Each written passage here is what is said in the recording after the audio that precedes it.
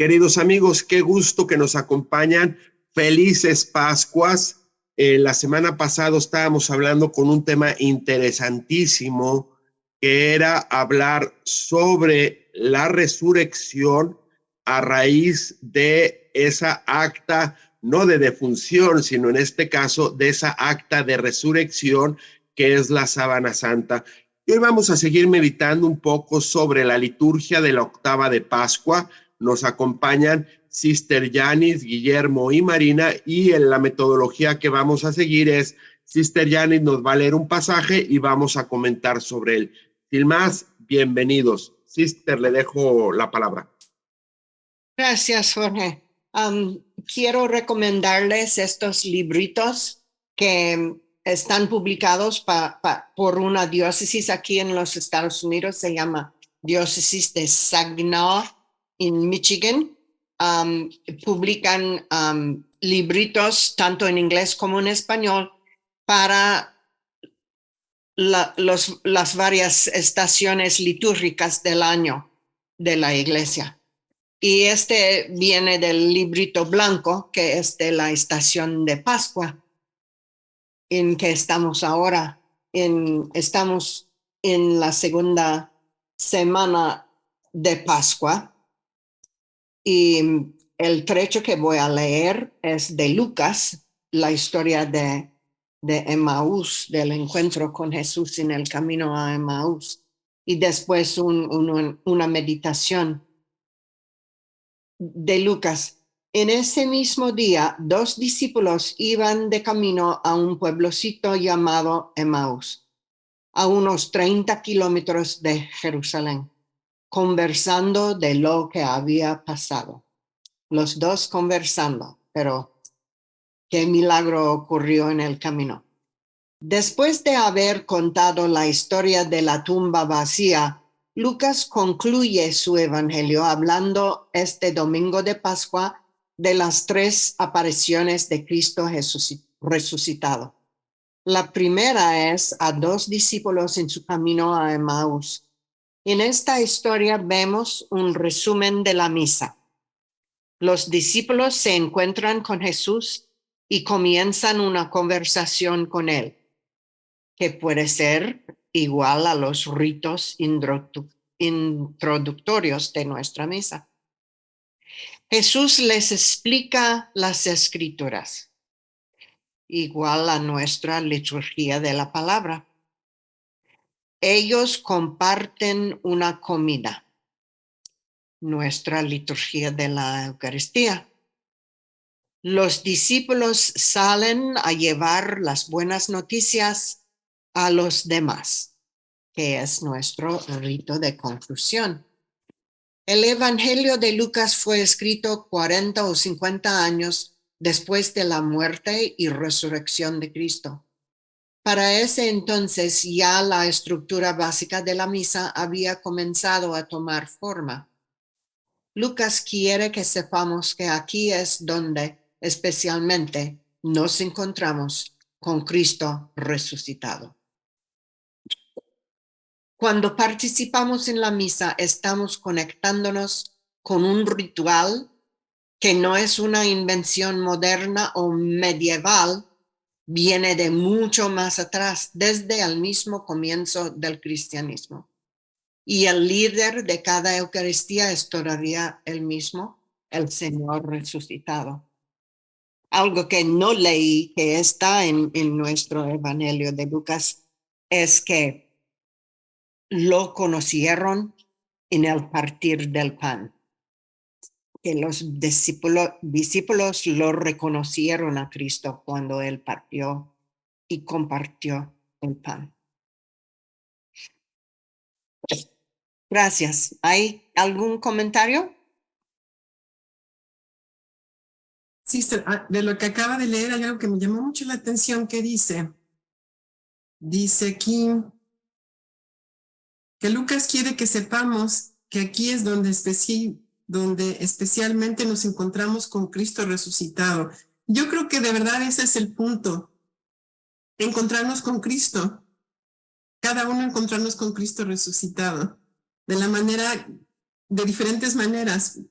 Digo, cada día después de la resurrección vamos a ver diferentes apariciones de Jesús, pero esta me llama mucho la atención, que se le aparece a dos discípulos que pueden ser, pues podemos ser nosotros. Nosotros podemos ser como esos dos discípulos al que se les aparece Jesús y tal vez no lo reconozcamos al principio. Y luego cuando empieza a hablar con ellos y están tristes, oía una meditación hoy de un sacerdote que hablaba, ¿por qué estarían tristes? ¿Por el hecho de que murió Jesús? ¿O por el hecho de que ellos esperaban tanto de Jesús? Esperaban que los liberara, esperaban que fuera, no sé, un tipo de rey libertador que los, no sé, que los sacara de la opresión de los romanos, o porque no pudo cumplir lo que prometió, o porque estaban desilusionados.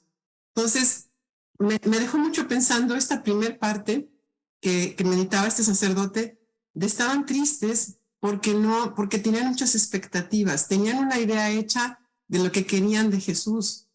Y como nosotros también a veces tenemos como estas expectativas de lo que queremos que Jesús sea, y pues no es así, no es así. Y realmente lo podíamos tener frente a nosotros y no nos damos cuenta. No sé, me impacta mucho esa primera parte de esos discípulos que lo tienen y no lo reconocen porque tienen sus propias ideas. Y tal vez, bueno, me ponía a pensar en mí misma, ¿cómo yo no lo puedo reconocer en los acontecimientos o en la gente que tengo al lado? O lo puedo tener ahí, pero pues no lo puedo encontrar porque tal vez tengo unas expectativas y muchas veces dicen que no hay que tener pues esas expectativas, ¿verdad? Eso que nosotros creemos que debe de ser. Dios tiene su propio plan y su plan es perfecto, ¿verdad? Eso es lo que me queda pensando mucho en el encuentro con estos dos apóstoles. Sí, como que parecería que uno quiere que Dios se acople a uno y no uno a Dios.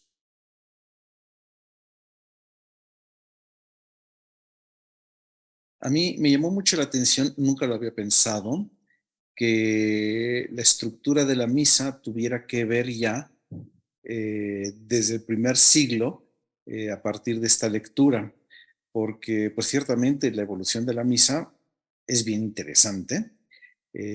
Antes de la reforma de San Gregorio Magno, pues como que tiene una idea de que era bastante más libre y que cada quien medio hacía lo que le daba la gana, pero definitivamente ya había una estructura, que sería la misa de los catecúmenos y ya después el rito eucarístico. Y me encanta en esta lectura que acaba de hacer Sister Janice, nunca lo había yo pensado, que Cristo mismo en su aparición lleva la misma estructura. Y esto, digo, para mí es una gran novedad.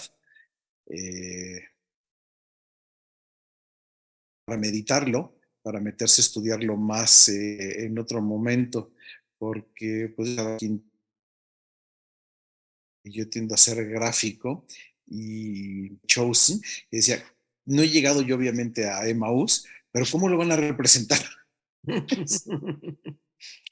Me encanta ponerme en la escena e imaginar Jesús explicando cada referencia del Antiguo Testamento que él vino a cumplir. Sí. Eso, ¿Y cómo no había una grabadora ahí, no? eso yo imagino que era mind blowing para los discípulos. Recibir la revelación que ese que dijo el profeta Isaías cumplió Cristo.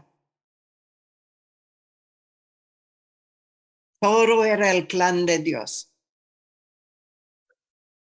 Me quedo con la idea de Marina, ¿no? ¿Cuántas veces, y nunca lo había yo pensado así, ¿no? ¿Cuántas veces estamos apesumbrados con Dios nuestro Señor, no por Él, sino por nosotros, ¿no? Y es algo que nos debe pues, de ayudar a reflexionar sobre nuestra humildad, de tratar de aprender cuándo es la voluntad de Dios, que la voluntad de Dios es muy distinta a la mía. Y pues, ¿cuánto tenemos que aprender de esto, no? Que no es el plan de Dios como nosotros queramos, ¿no? Sino como Dios nuestro Señor lo quiera.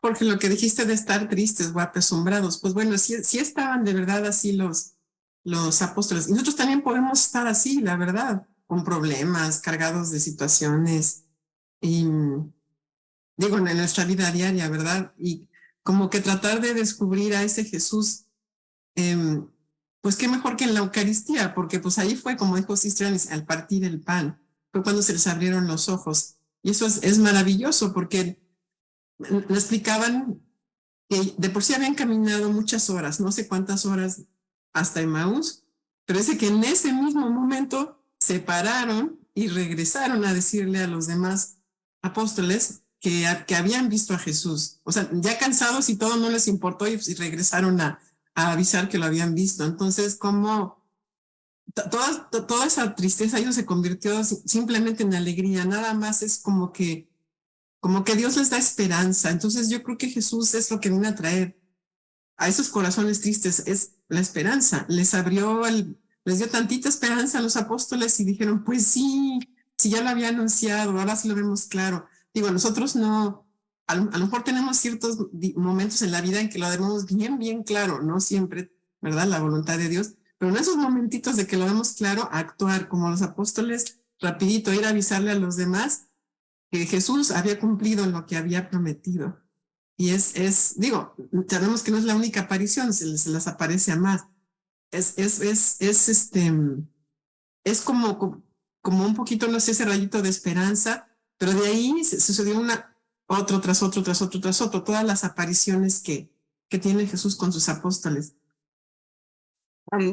Permíteme leer, hay un trecho aquí en el librito sobre la pregunta, ¿dónde está el verdadero Emaús? Hoy es incierta la localización de Emaús, la villa donde Jesús se reunió con los 2 discípulos y de la cual San Lucas escribe en su evangelio. Desde el 3er siglo se ha creído que la antigua ciudad de Nicópolis era Emaús, habiendo sido renombrada por el soldado y escritor Julio Africano. Los arqueólogos han encontrado allí restos de iglesias que datan de los siglos 3, 6 y 12. En la actualidad, esa Emaús es una villa musulmana con un monasterio trapista y un pequeño museo. Hay también ruinas de una basílica bizantina construida por los cruzados.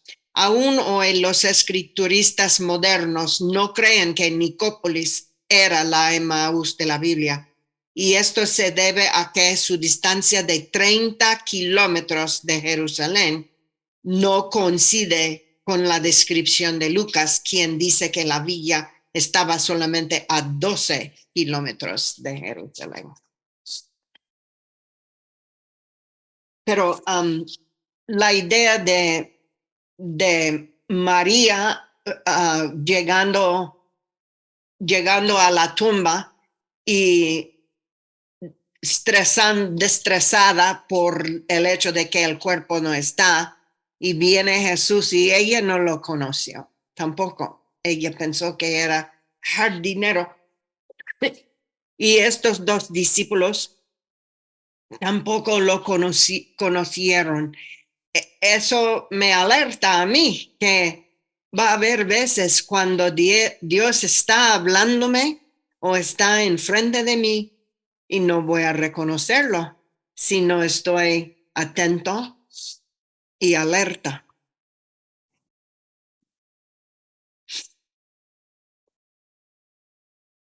Yo puedo leer lo de miércoles de la segunda semana de Pascua, lo que está aquí en este librito. Es una continuación de Lucas. Mientras conversaban y discutían, Jesús en persona se les apareció y se puso a caminar a su lado, pero algo impedía que sus ojos lo reconocieron. Esta es la primera vez en la narración de Lucas que Jesús es visto vivo después de su muerte.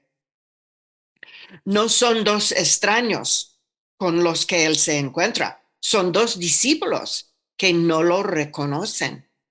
Todo el mundo sabía quién era Lázaro cuando salió de la tumba. Sin embargo, solo pocos parecen saber quién es Jesús. ¿Por qué? Porque Jesús no simplemente fue a la tumba muerto y entonces después regresó vivo otra vez como Lázaro. Jesús fue a través de la muerte al otro lado y fue asombrosamente transformado. Y es así, transformado, como Él se aparece. Esto no fue como si Él hubiese salido esa mañana de la tumba, caminara un poco alrededor y luego decidiera ir a caminar con estos dos discípulos. Él fue al Padre en una nueva forma de vida humana y está con el Padre y también con nosotros. Estos discípulos no podrán tenerlo nunca más con ellos en la forma que Él había estado antes. La buena noticia es que todos nosotros podemos tenerlo en la forma en que Él está, vivo, presente siempre, presente en todas partes, presente aquí. Ahora que hablaba Sister Yanis de este pasaje y también del anterior, pues vemos que son 3 o 4 pasajes distintos, 3, Emaús, la Magdalena, el de ahorita que menciona, y cómo todos tienen que hacer el esfuerzo para reconocer al Señor. María Magdalena pues lo reconoce fácil por el amor. Los de Emaús les cuesta muchísimo y eso que estuvieron pues prácticamente todo el recorrido con él. Y cómo es difícil muchas veces descubrir a Dios nuestro Señor, ¿no? Y ahí pues hago la pregunta que siempre he hecho, ¿eh? ¿Cuál es la experiencia que hemos hecho cada uno de nosotros del amor de Dios? Si lo amamos, si lo conocemos, pues puede ser que resulte muchísimo más fácil encontrarte con Él y reconocerlo. El mismo San Juan, cuando les dice, han pescado algo, tirar las redes a la derecha, inmediatamente San Juan dice, es el Señor. Y cómo a él no le cuesta reconocerlo, cómo a María Magdalena, que amó mucho, también no le cuesta reconocerlo. No quiero decir que ni San Pedro ni los otros discípulos no lo hayan reconocido y no lo hayan visto, sino que muchas veces el amor te lleva a dar ese paso extra, ¿no? Ese paso extra de saber si aquí está, aunque no vea con claridad, ¿no? El entender, el aceptar, el vivir de la fe, fruto del amor.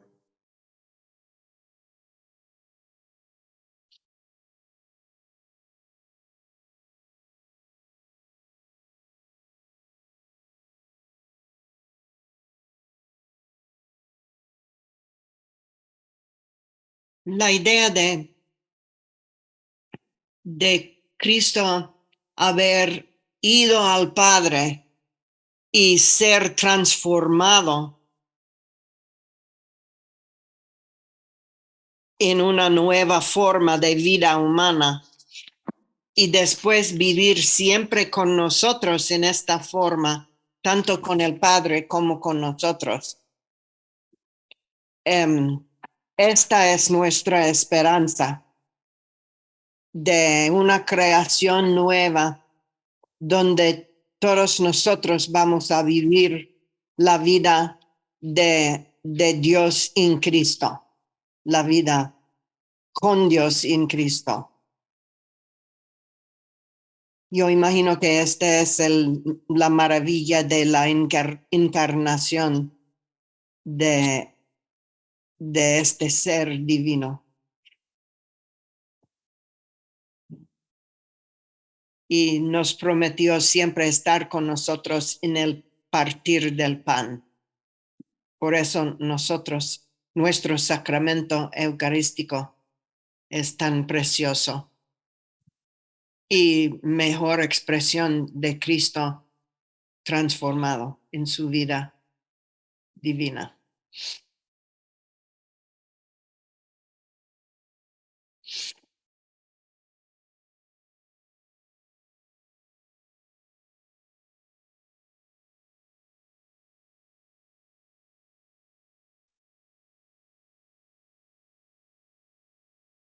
De lo que acaba de leer, Sister, me quedé pensando cómo sería ese cuerpo glorioso de Jesús.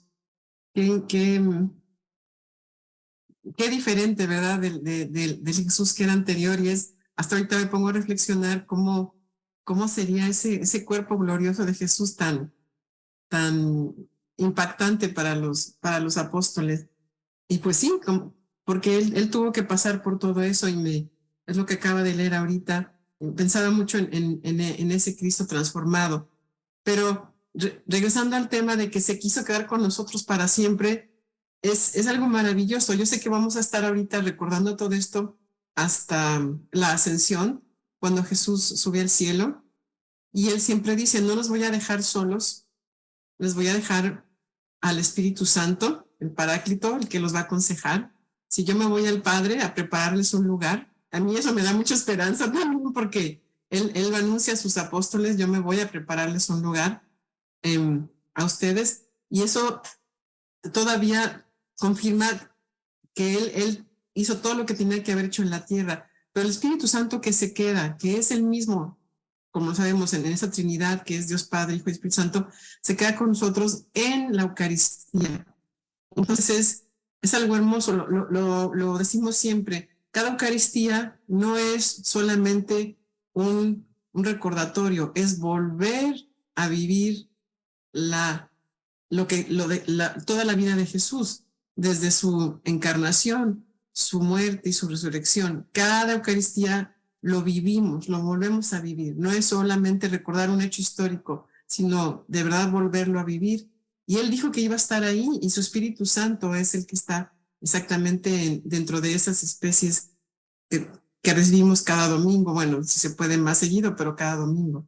Entonces, eso es lo que no debemos de perder de vista ahora, ¿verdad? Que seguimos viviendo todo este tiempo, porque la Pascua, ya sabemos, no es una fecha en el calendario, no es un día, es muchos días, son todos los días que tenemos para vivir. Es tanta la alegría y tanto lo que tenemos que celebrar, que no se podría hacer solamente en un día, ¿verdad? Es toda una temporada que es de Pascua, que es lo que estamos viviendo.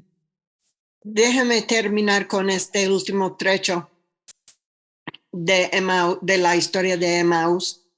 Jesús preguntó a los discípulos, ¿qué es lo que van conversando juntos por el camino?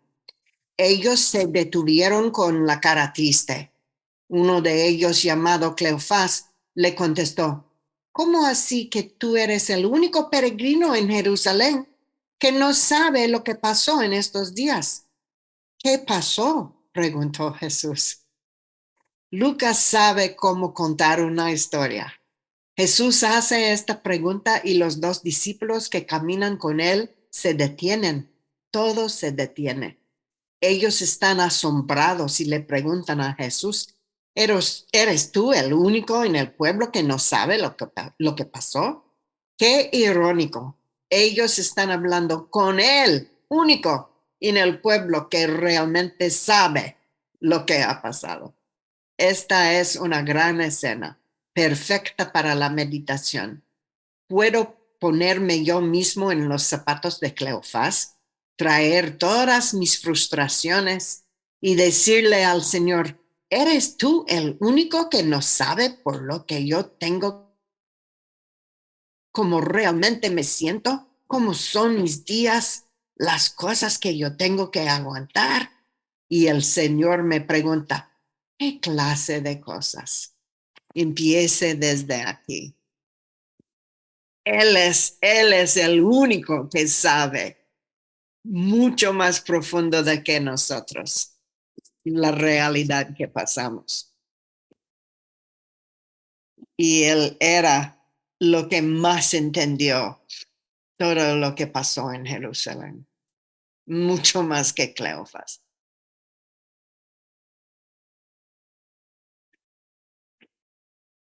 Ahora que comentaba Sister Yani sobre cómo Lucas escribe Yo creo que eso no se compara con nada, con la misma forma con que Cristo nos conoce. Ahorita, cuando usted hacía el comentario, a mí me vino a la mente es cómo Jesucristo sale a pescar, a echarnos el anzuelo para ver cómo nos pesca y de ahí empezar a repararnos, a curarnos, a sanarnos y ayudarnos a crecer en la fe, ¿no? Jesucristo, el hombre que nos conoce y Dios que nos conoce a la perfección, sabe por dónde cojeamos, sabe qué nos duele, sabe qué nos gusta, sabe qué nos motiva, sabe qué nos pone de malas y siempre citando las palabras del mismo Cristo, aplicándoles a uno de los apóstoles, sabe poner el dedo en la llaga por nosotros, es decir, nos pone y nos conoce de tal forma que los que nos va a decir nos va a dejar completamente desarmados para poder levantarnos y rescatarnos de nuestra propia miseria, ¿no?